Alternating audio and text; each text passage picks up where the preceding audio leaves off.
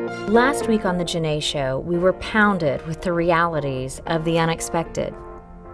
I won't shoot a show without him. Just so you know what I've been dealing with today, John quit. And we learned from moms who helped us keep things in perspective. You know, realization of the sonogram pictures and different things like that just made me realize that, you know, there's something bigger in this plan than me. And it wasn't about me anymore. It was about us and keeping the little one safe as much as possible. All I can focus on is the here and now with her, because the fact that I've come so close to losing her 3 times in the NICU just made me value her and just my relationship with her. As I remind myself, I'm birthing something new of my own. I will not quit. Just because it's my mission doesn't mean it's his. You know, we are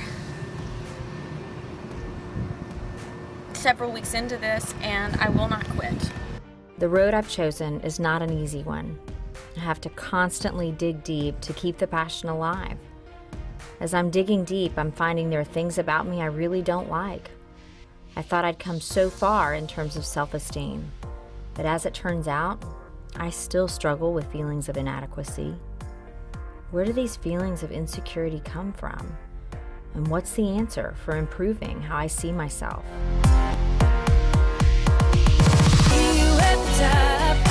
Starts with a state of mind. I see you at the top. Just leave your fears behind. If you believe it, you can achieve it. We'll see you. I want a show that's inspiring and authentic and just real. I want to make a difference. And media is my platform to do that. Believe it, you can achieve it. We'll see you at the top.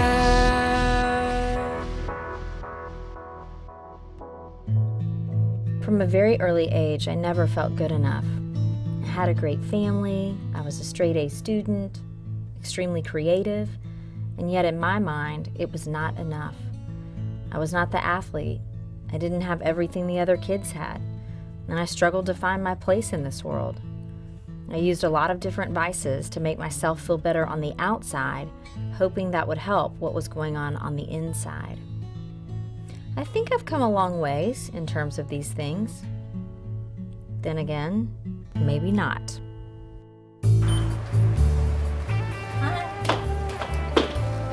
Hi, I'm Janeé. I have an appointment with Dr. Nakamura. Basically, Botox will paralyze these muscles that move your skin. And by paralyzing those muscles, I mean, you eliminate those lines. And we could certainly do the Botox without totally affecting your expressions, because it's, you know, you still need to maintain some kind of expression. You can combine those AHA and BHA together better, so you'll have a better formula of the mixture for the maximum results. I like to look good, and I don't think it hurts to get some help every now and then.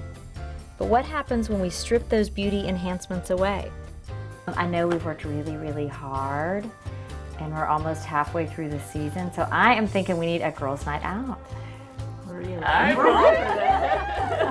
I know y'all had a little bit of heads up about girls' night out, so Charla, you have a nice dress that you're wearing. I went to FIG today, Okay. and it's fabulous. Okay. Perfect. And I totally forgot my dresses. Okay. Yeah, You can totally. borrow Got my jewelry, got my shoes, forgot the dresses. And Kelly, Kelly, you got your dress? Wearing it. You're ready to looking go. gorgeous, man. Impulsive. All right, well, you know, one of the things about this is beauty from the inside out. So we're gonna dress up, look fabulous, and no makeup. And I don't wear much anyway, but what? Going out without makeup wasn't as bad as I thought, because I know that true beauty lies within. What's self-confidence? Do you know that? That you have confidence in yourself. Where do we get that? From our heart. How important are good friends? Very important. They're practically my life. And What's the best way to get good friends? probably just being yourself, talking, and there's someone like you, and they're not afraid to be themselves. So You know, what's self-confidence? Do you know that? that you have confidence in yourself Where do we get that? from our heart. What happens when maybe your heart hurts? You don't feel you don't feel that much that you have confidence in yourself, and you feel scared. What advice would you give to a girl who maybe doesn't like the way she looks? Always remember that God made each of us different and that everyone's beautiful. So Self-esteem starts at such a very early age. BAM stands for Beautiful Amazing Me, and we're focusing on young girls, and we're just trying to build their confidence, and we want healthy, young, confident girls, preventing issues that might come along after those ages. It means so much to me. I said, for 48 years, if I could go back and have a program like this when I was a young girl, maybe 10, 11, 12 years old, I feel like I could have prevented a lot of heartache and problems that might creep up as life goes on. What people say to us and about us, and what we say to ourselves has such a huge impact on how we see ourselves. Will you all make a promise to me today? I have a contract that you are going to promise me that just for today, that you are going to remember that you are amazing. I have a contract here. Avery, tell me one thing on your contract that you're signing. Can you read it back to me? Uh-huh. You just signed that you are going to what? You promised to do that? Okay, good. Katie, tell me something about your contract. I want to be confident and smile back at my reflection. Do you promise to do that all day? You do? Okay, high five, Katie. You made me a promise. Okay, Amanda. Let's see. Remember, I am amazing. Yes, I love that. High five, girlfriend, because you are. Emma. You, Michelle. Remember, I am beautiful just the way I am. Excellent. And just for today, we're going to say use these positive words and to love ourselves. And for every day, is that a matter of fact, right? Good job, girls. Honoring myself just for the day. That seems easy. But what does it mean to honor myself? I think it means being true to myself, taking care of my body, and asking for what I want and need. Why is it so hard for me? Perhaps reconnecting with Elizabeth, my college roommate and lifelong friend, will shed some light on the matter. How do you remember me growing up? I remember this girl with an incredibly bright, funky, fun, quirky personality, really quirky in a good way. Just, you know, you were a blast to be around. I remember that, and I see that part of Janeé, but then I remember the parts of you that were masked. And I think a lot of your personality and those bright and bubbly pieces of Janeé that would come out were a lot of times kind of a camouflage for some parts of you that were struggling. And I think I remember seeing a girl that had a lot of self-esteem issues. And don't get this wrong, but this was a girl that had everything going for her on the surface. You came from a great family. You have two of the most incredible parents known to man that literally would give you the shirt off their back if they needed to. This wonderful family. Then I remember a girl that was constantly insecure. And it was almost as if you compensated your personality for those issues that you weren't secure with, and whether that was your body image, which all women are there. I'm not going to say, you know, I'm there. A lot of women are, and I'm sure a lot of men are too. But you really did struggle with that. Would you agree with that? Mm-hmm. I don't know what spiraled in college to the point of was it your senior year? It's like, I don't know what manifested itself over the period of, you know, years to where you got to the point where, you know, things really started to get difficult for you. What made it get so bad? I got to TCU and everybody was pretty and parents with more money than me, and it was just all that insecurity. And then I was introduced to new ways to handle the insecurity. You know, I'd always struggled with my weight. And We all have. yeah, and so I think then, you know, I remember being a freshman and girls talking about laxatives and those kinds of things, you know, and things that you could do to enhance the way you looked, and it spiraled. Thank you. Thank you. I just noticed that your habits had changed and that you were eating a lot of apples. I remember looking in your refrigerator and seeing like the drawers in the bottom of your refrigerator were completely full of apples, and then you had pretty much nothing else in the refrigerator. And, you know, obviously, between that and the laxatives, that I'm sure was what you were eating every day. So I noticed that. I just noticed that you were thriving on people's comments. I remember people would say, gosh, Janeé, you've really lost weight, you're looking good. And I just remembered that kind of was fuel for you to, well, if I'm getting positive comments here, wow, I should, you know, what I'm doing must be working. That's kind of what I saw from the whole thing. You were just a shell of yourself. The months leading up to that, I think I probably only saw you 3 or 4 times, but you were just not you. Yeah, I remember going out to dinner, or like with Tracy, and we would meet and I would leave before the food came or something, and it was just a stretch for me to even get out. Wow. I don't think I ever realized the depths of my insecurities and what they did to me and to others. Nothing to do with my voice, but everything to do with how I looked, or just anything on the exterior.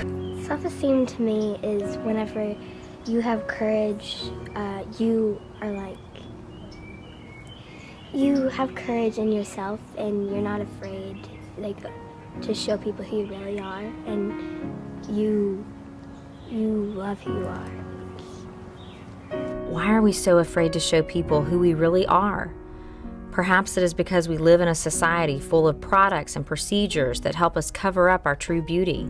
For me personally, I'm so attached to ridiculous things like hair extensions to make me feel secure. But why? So Norman, why am I so attached to these dadgum extensions? You're a human being, that's why. I mean, why else? Hair is just so important to all of us. But it's not my hair. It's not your hair, but it's all just the idea of hair. You know what I mean? Like literally without my hair, my heart is racing. I'm that self-conscious. This is ridiculous. It's freaking hair extensions. As a little girl, I didn't really feel pretty. Like I always felt very awkward. So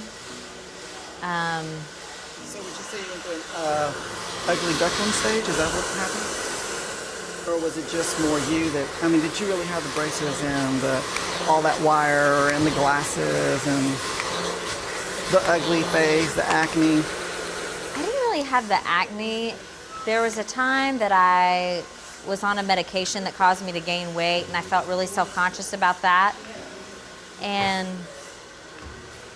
because I was such a creative type, and back then creativity wasn't really embraced, like you were supposed to be the athlete, so I really felt like I didn't fit in. I mean, look at it. Look at the industry right now.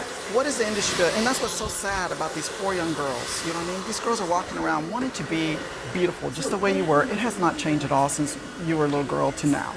These little girls are out there wanting and looking, and it's all this hair, but you know what it takes to make you look the way it is for camera. I mean, you got the team behind you, which is fantastic, but the average person doesn't. And the sad part about it then, you turn around and after we get it all done, then you got your camera crew and all those other people doing the editing and all that to make you look even better. And what's so sad is these poor little girls don't even have that. But yet, just like you were, they're there, they're idolizing, they're wanting to, and guess what? They don't. And that's what's so sad. So it'll never change, unfortunately. Because society has allowed it to be that way. And guess what? We're falling for it. How do we stop the cycle? got to be yourself. Because at the end of the day, what is really more important? Is it skin deep? What is beauty? And that's something you want to challenge yourself. You want to challenge everybody else. What is beautiful?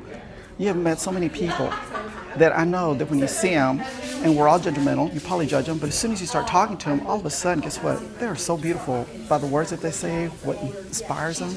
Then you have that person, you know what I mean, that is so beautiful, that model material, and as soon as they open their mouth, you're like, oh my gosh, you met them, I've met them. So The it's city where I came from, there's a lot of them. Exactly. And the sad part about it, when you really get down to it, the nuts and bolts, what ends up being, is that they're so unhappy with themselves that they feel that if they bring somebody else down, then by that, they're making themselves look better and higher, which is so sad. You know what I mean? And I think around our time, I think all of us do it at one time or another, you know what I mean? But at the end of the day, we all want to look better and be better. I mean, it's just human nature. When I think about women with cancer or other health issues who have no hair, or people who are undergoing major challenges in their lives, I'm ashamed at my obsessive compulsion with these stupid extensions. And the only way to get over it is to let go of it. I think at the end of the day, especially with this economy, I'll speak for myself. I think sometimes it's real easy to look at me, look at myself, be worried about myself. And that's not the answer. That's not why we're here. I mean, I believe we're here to serve others. And of course you have to take care of yourself first. I'm not denying that, but I just know it used to be all about me and all about this. And the more I can make it not all about this, but all about what's on the inside, because the inside will sustain. The outside, we get older. I mean, we've seen, I had Botox. But the more we take care of other people without taking care of ourselves, the less self-esteem, the less sense of value that we have. So we have to have that value within ourselves first before we can go out there and put ourselves out there and do stuff for other people. Along this journey to use media to make a difference, I've met so many women who truly get what life is all about. I've not been to an event in the past few years without extensions, much less while serving as a celebrity bartender for an event benefiting Grace After Fire, an organization that helps female veterans of war. The event reminded me there is so much more to this life than how we see ourselves. But it is how we see ourselves that impacts every aspect of our lives. Along this journey to use media to make a difference, I've met so many women who truly get what life is all about. And I was really tired of the music industry and just kind of them telling me all the reasons that I wasn't good enough. Had nothing to do with my voice, but everything to do with how I looked, or just anything on the exterior. It's like they didn't, I wasn't blonde, I wasn't a size 6. They had all these reasons. Well, even one guy said, if you became a plus size model, then we might be able to use that because you'd have some media. And I just thought, well, what's the point of that? I don't want to go be a plus size model. I want to be a singer. So I got done with that and I took several years just off. I just quit singing for like 3 years. Had a couple kids and been so blessed to be able to conquer the things that I have been faced with. And I'll tell you, the reason I've been able to conquer those things is my faith is my number one reason. And my God is so good. And just also a choice. It is, to me, simply a choice. Do what you have got to do to achieve what you have been called to do in your life. There's nothing, one of my good friends used to say, you are the only person stopping you from being who you want to be. Who am I? Who do I want to be? So what do you see when you look in that mirror? What do I see when I look in the mirror? I see a beautiful, amazing woman of God. That sounds good, doesn't it? It sounds really good.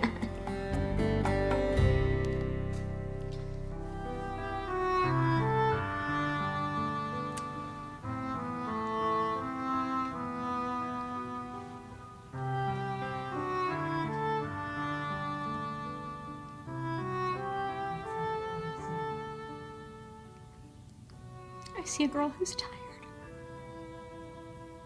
who's worked really hard.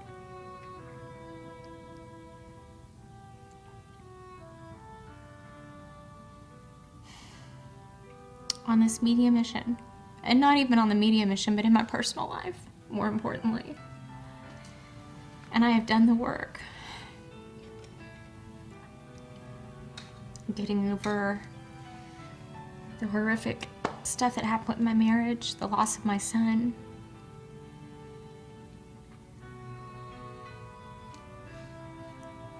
I see a girl who tries to make a difference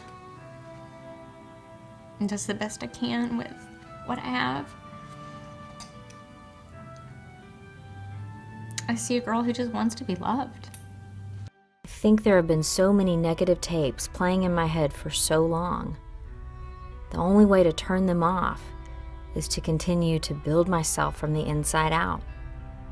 Surround myself with people who bring out the best in me. Work hard to develop my body, mind, and soul. And most importantly, believe. Believe I can and will be the woman I was called to be.